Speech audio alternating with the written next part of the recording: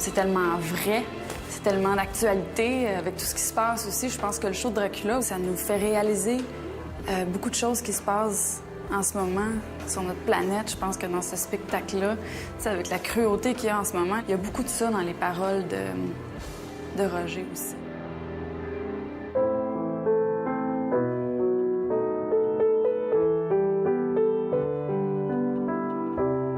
Hey, Pierre, finissons du tabac à toi. C'est un beau personnage, c'est Van Helsing. C'est un médecin, érudit, chercheur, qui, avec sa fille Lucie, sillonne les chemins d'Europe de l'Est, d'Europe centrale en 2050. J'aime beaucoup Lucie, franchement. C'est le fun de voir l'évolution du personnage qui est une paysanne. Après ça, elle est jeune fille, puis elle veut sortir, elle va aller se promener, elle va aller vivre, voir le monde, elle veut se promener dans les rues de sa ville, puis son père, il veut pas, puis Caroline, qu'elle aurait dû l'écouter.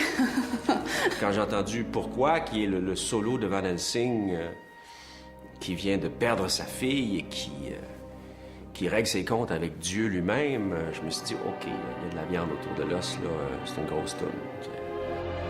Regarde-moi en face, ton cœur est-il de glace, comme celui d'un assassin qui tient entre ses mains notre destin?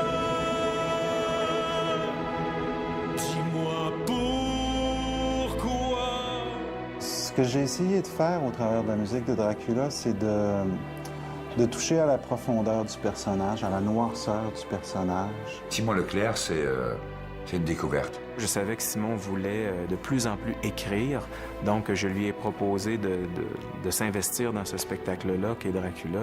C'est une œuvre, hein? C'est colossal comme boulot. C'est pas de la musique qui a été écrite pour pouvoir extraire chaque chanson, puis ça peut se faire, mais ça sonne Dracula, c'est Dracula, tu sais. Avec la musique de Simon, mais ce que j'ai trouvé, c'est que c'était différent de ce qu'on entend d'habitude. C'est très orchestral, c'est très envoûtant. Donc, dès que j'ai entendu les chansons, puis je les ai entendues seulement piano-voix, c'est Bruno qui les chantait, j'ai été vraiment séduite. Femme promise à votre puissance, mon prince, je vous aime déjà depuis le jour de ma naissance.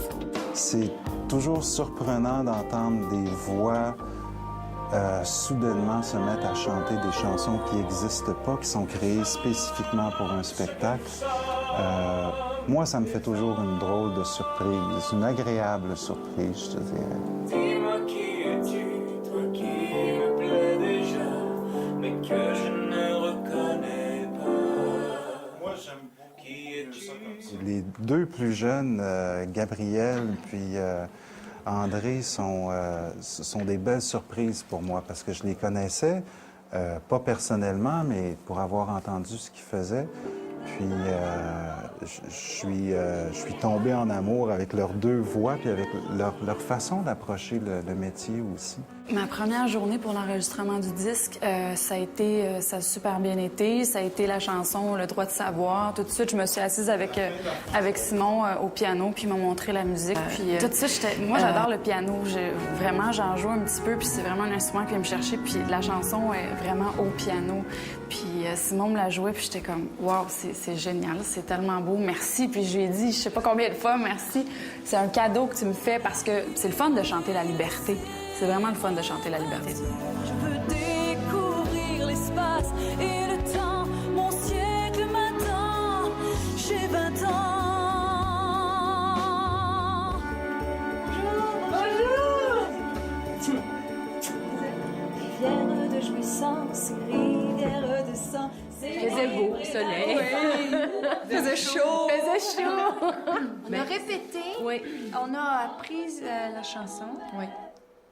On a eu chacune nos voix, parce qu'en Oui. fait, ce qu'on a fait en enregistrement, c'est une chanson à trois, un trio. On a fait un gros travail de s'écouter, les filles. Pour moi, c'était bien particulier. J'étais bien malade l'été passé. J'avais des problèmes pulmonaires, puis c'est la première fois que j'avais ça, puis j'étais incapable de revenir. J'essayais, tu sais, j'étais chez nous, j'essayais de monter une marche, puis j'étais toujours à bout de souffle, je m'étouffais beaucoup. Et puis, chaque fois que je devais rentrer en studio, je me payais les chanteurs au monde. C'était Mina que j'ai fait en premier, la première fois. Puis j'ai chanté un peu, ça s'est bien passé, puis tout de suite après, je me suis même étouffé complètement. J'étais incapable de tenir des notes longues. Puis je regarde après ça, j'écoute ce que j'ai fait dans Mina. Puis c'est peut-être une des meilleures performances vocales que j'ai fait de ma vie en studio. Je pense que j'étais tellement inquiet. Je suis allé chercher quelque chose ailleurs que je savais pas que ça existait, puis ça a donné la performance de Mina.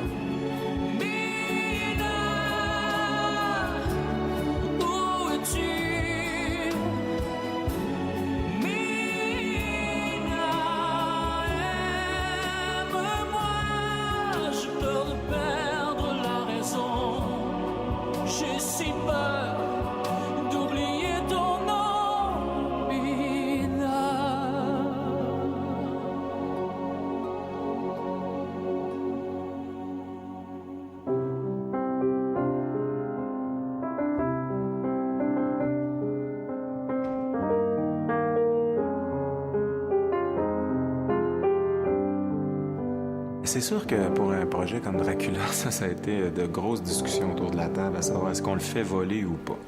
Et finalement, on a opté pour un vol. Mais le vol que j'ai proposé, finalement, c'était un vol qui était d'une dimension plus acrobatique. C'est-à-dire qu'au lieu d'avoir un système de harnais, de rigs, de mousquetons qu'on s'accroche parce que ça demande toute cette sécurité-là, je préférais avoir un type de vol où c'est Dracula qui se soutient lui-même avec des grands morceaux de tissu. Et là, je dois prendre des cours avec une acrobate pour savoir comment m'installer avec ça, comment je dois voler avec ça, comment je cours avec ça, pour que ça ait quand même une dimension poétique, que ce soit beau.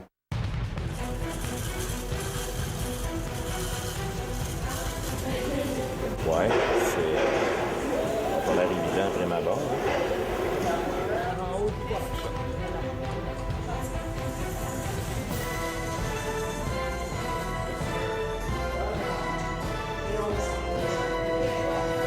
Donc ici, il y a une réelle démarche physique. Je trouve ça plus beau que de m'accrocher avec un harnais et un mousqueton. Oui. Je te gage 100 pièces, tout le monde va vouloir l'essayer. Ça va être comme un tour. Waouh! Venir jaser avec la fille, la poignée, tout ce que tu veux. Voilà!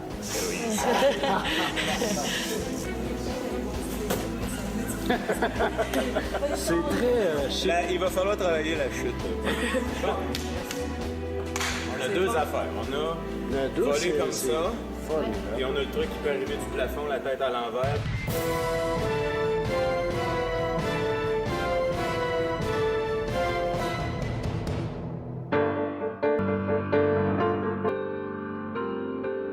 On a 3 chanteuses qu'on a appelées les vampiresses qui servent un peu de chœur, qui servent un peu de back vocal, mais c'est des personnages très importants dans le spectacle qui sont évidemment l'extension des mains de Dracula.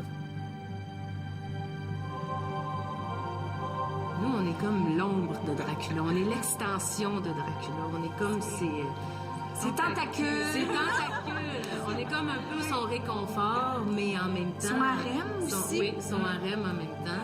On est une extension de son pouvoir, je pense. À travers nous, il va pouvoir continuer à séduire davantage. Oui, il se sert des vampiresses pour séduire d'autres personnages dans la pièce.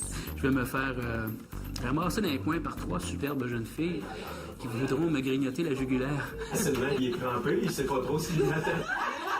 On n'est pas juste les sensuelles vampiresses, on est plus que ça.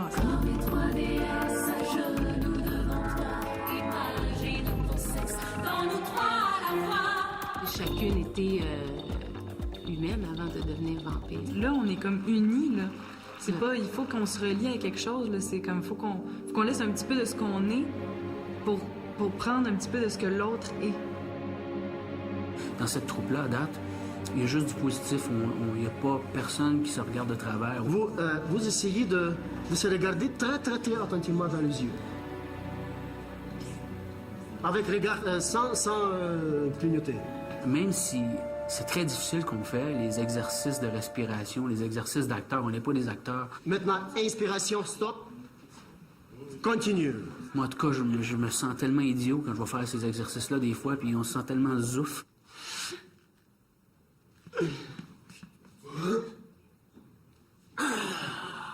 on se fout du ridicule, c'est pas grave, là. C'est pas ça la question. De quoi j'ai de l'air en ce moment, là, c'est pas la question. Puis tout le monde aussi ose faire des choses qu'ils n'ont jamais fait. Juste les répétitions.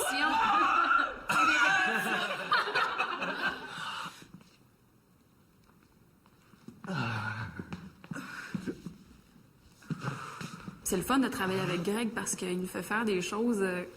Mon Dieu, moi, en tant que chanteuse, jamais j'aurais fait. Faut laisser la gêne sur le bord de la porte en rentrant là, parce que des fois, c'est... mais c'est le fun.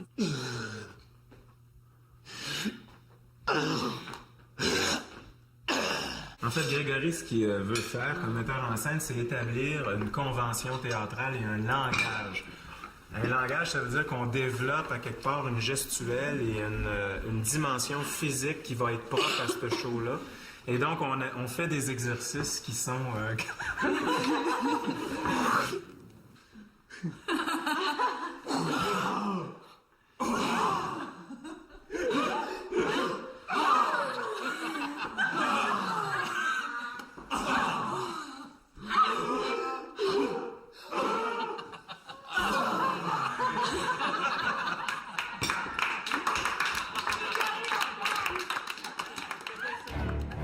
On considère le fait que tout le monde connaît bien la mythologie de Dracula. On le connaît en bande dessinée à la rigueur, on le connaît en roman. On a fait une table, on a empilé tous les romans, les films, les DVD, les documentaires.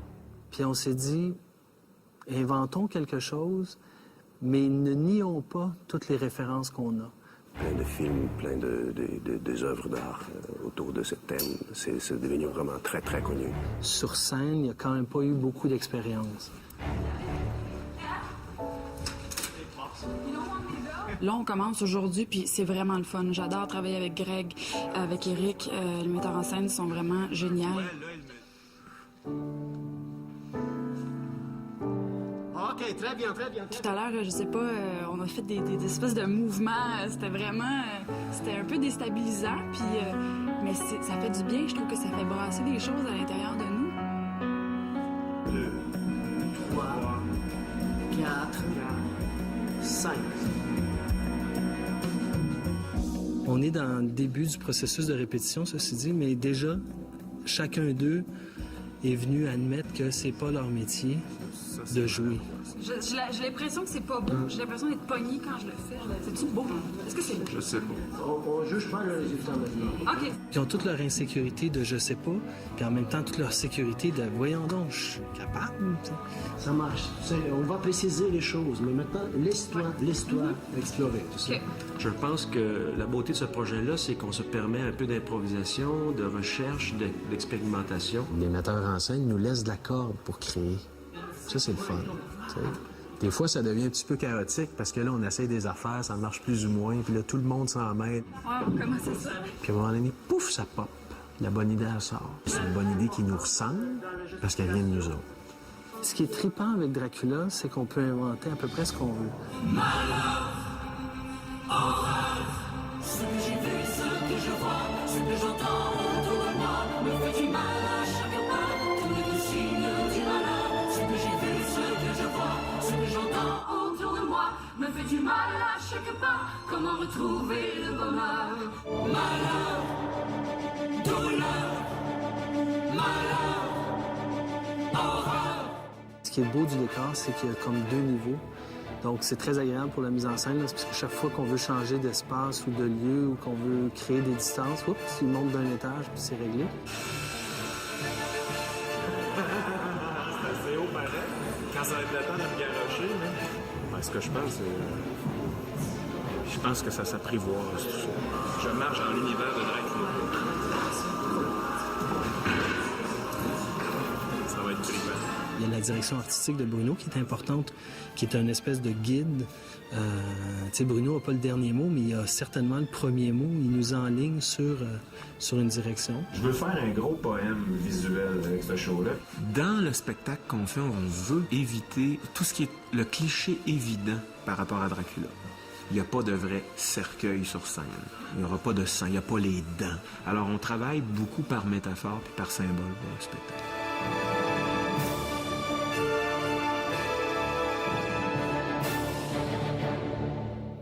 on essaie de se concentrer totalement sur le thème général entre l'amour et la mort.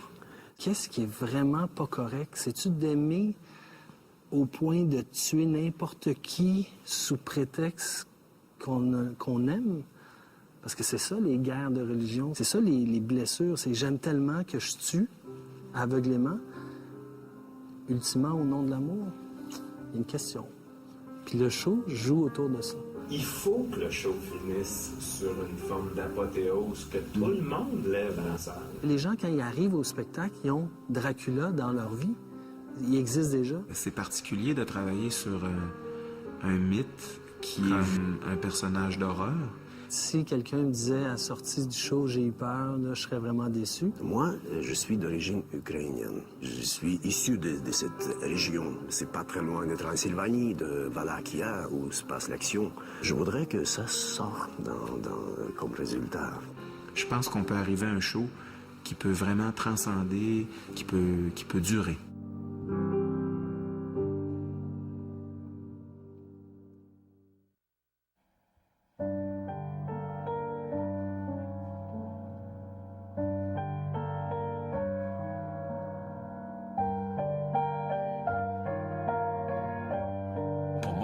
C'est un gars qui a une peine d'amour puis qui part sur une balloune de 500 ans puis qui ramasse des gens au passage puis un jour, il revoit l'amour de sa vie.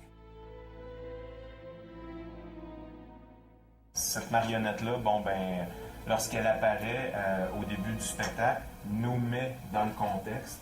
C'est comme un peu l'état d'une foi, tu sais. C'est nous qui allons assumer les liens entre les scènes, entre les chansons et entre les tableaux. On engage un personnage de marionnette pour faire la narration et devenir, au même titre que Bruno joue Dracula ou que André joue Mina, quand lui va devenir narrateur slave. On aime beaucoup. Il peut amener, sans faire de l'humour, juste par sa dégaine, il peut faire sourire les gens dans la salle. En fait, c'est moi qui l'ai amené à l'audition. Parce que il y avait une audition chantée. Et ensuite, il fallait faire un numéro de marionnette.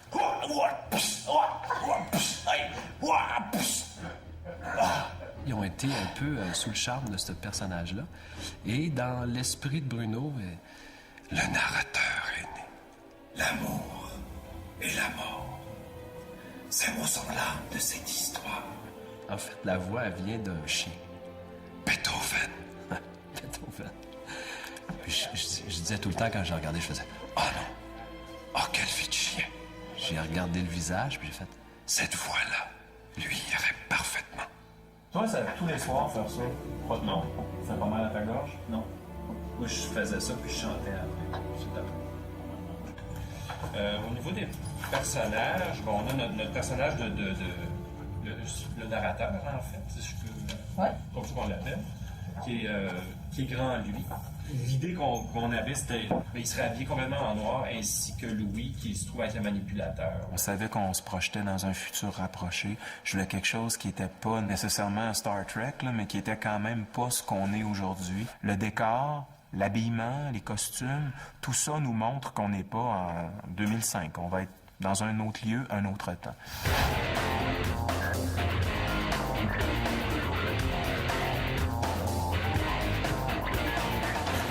Bien, les costumes, c'est vraiment intéressant parce que dès que je n'enfilais un, je prenais tout de suite la posture du personnage. Regarde, ça fait mystérieux. Hein? Ouais. C'est un peu magique à quel point les costumes, ça peut vraiment influencer notre manière de se tenir puis notre manière de se comporter dans la peau d'un personnage. Ça a pris plusieurs ébauches de dessin avant qu'on arrive à avoir vraiment sur papier déjà ce qu'on voulait. Ah oui, mon concepteur de costume. Jean-Philippe a fait un job extraordinaire et c'était bien le fun de voir le processus aussi. Bon, premièrement les dessins, ensuite un premier essayage, ensuite deuxième essayage avec les comédiens. Là, ça a commencé à prendre vraiment forme. Bruno, lui, il a trouvé trouvais ça assez intéressant. Ben, c'est un costume de photographe qui est habitué à dormir à un paquet de place. C'est un gars, ses jeans sont moyennement propres. Il y a toutes sortes d'objets accrochés après lui. On sait pas trop pourquoi. On est vraiment des personnages distincts, mais il y a une grande unité entre ces trois personnages, puis on le sent ça à travers le costume. Mais la Trinité. Oui. J'ai un costume de roi. Je vais faire un roi, le roi de Hongrie. Tout de suite, quand tu mets un costume comme ça, hop, tu te redresses. Et c'est un costume de puissance. C'est un très, très beau boulot que Jean-Philippe a fait.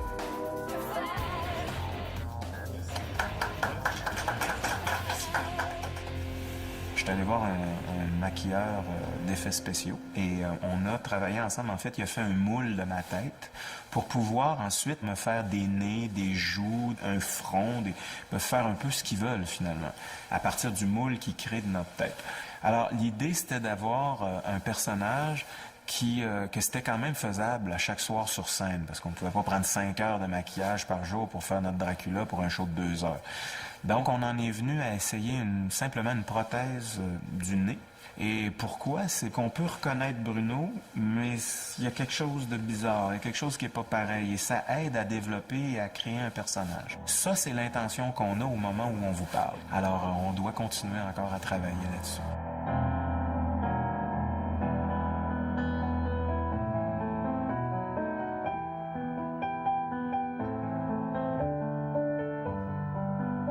Il y a certaines pièces que j'écoute, moi, puis je me mets à pleurer. J'avoue que nous sommes ce que nous sommes. Le texte est assez puissant. C'est vraiment un mea culpa qu'on fait dans cette chanson-là en disant que regarde ce qu'on a fait de la Terre. Chaque fois qu'on a quelqu'un de bon, on l'assassine, on le tue, on met au monde des êtres humains qui après ça, vont nous détruire. Nous avons inventé Hitler, Bormann, Göring, Eichmann, Satan. Nous avons blessé l'univers qui s'éteindra dans peu de temps.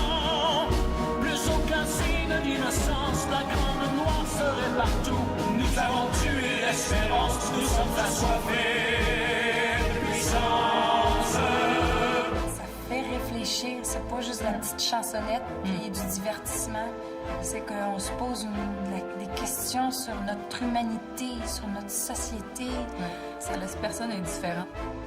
C'est fort, c'est vraiment fort. C'est vraiment un bouleversement, cette chanson.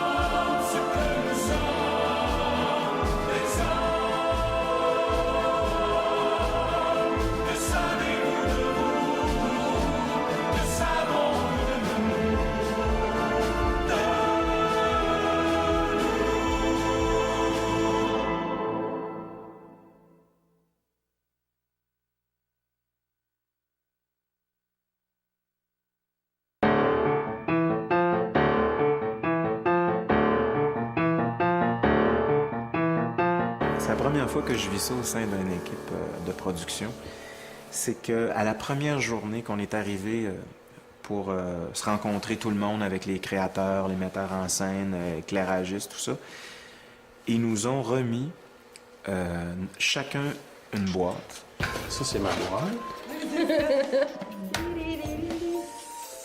Il y a plein de trucs là-dedans. C'est une boîte qu'ils nous ont donnée au départ, une espèce de boîte un peu comme une boîte aux postes. Où tous les matins, on s'en va voir si on a un petit cadeau dedans, une petite lettre, un petit quelque chose. Ah, ben oui, le prince Aïe. Ben oui, je viens de la poignée. L'Aïe, Dracula, ben qu'est-ce que c'est? Qu'est-ce que j'ai? J'ai un cadre blanc. Donc, à nous de le remplir de nos bonnes idées. Ça, en fait, c'est un bout de parchemin avec une goutte de sang. Donc, je pense que c'est un peu pour dire qu'on écrit tranquillement, donc il n'y a pas de parole dessus, il n'y a pas rien écrit. Donc, l'histoire de Dracula se crée de jour en jour avec la collaboration de tout le monde dans le spectacle. Donc, on est en train d'écrire une histoire ensemble. Chacun des créateurs a mis sa touche à l'intérieur de la boîte pour chacun des personnages. J'ai une mèche de cheveux. Ça fait un petit peu morbide. Parce que c'est quand je vais devenir un ange. Le petit lexique ici de Dracula. C'est génial. Ça, c'est vraiment la chanson « Nous sommes ce que nous sommes ». Il y a tellement de mots, puis il y a tellement de gens que je connais pas.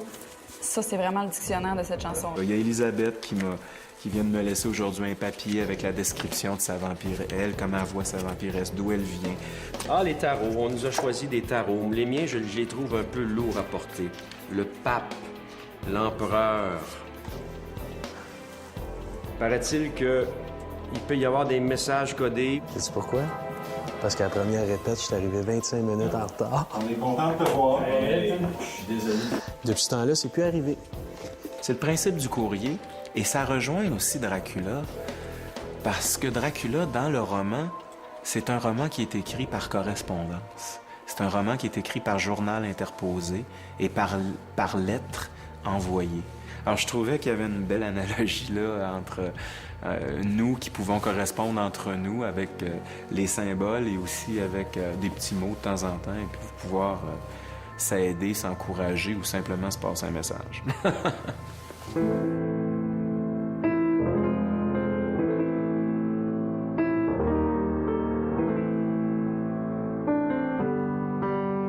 Mon Dracula à moi, je sais pas. Dracula, c'est un mythe qui revient, puis qui revient, puis qui revient. Donc, il y a quelque chose qui accroche dans notre inconscient collectif de très fort. Mon Dracula à moi, attends une minute, là.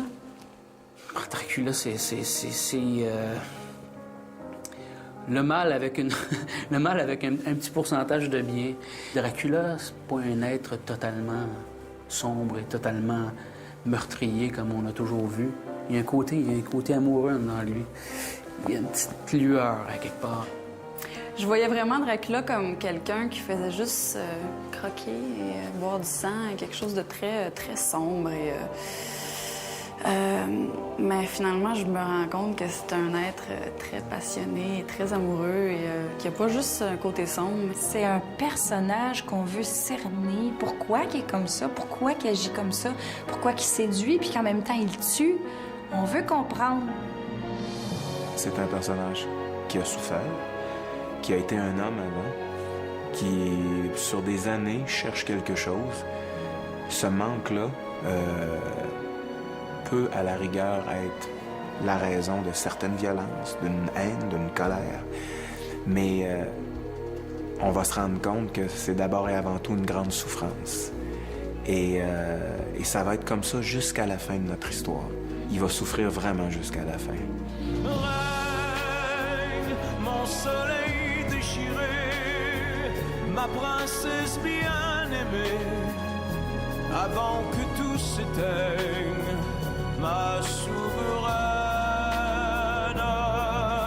Règne, mon soleil déchiré, ma princesse bien-aimée, que les volcans te craignent, ma souveraine. Mais Dracula, maintenant, ça représente un défi, ça représente de la nouveauté, puis ça représente une nouvelle expérience, puis c'est un méchant trip de gang.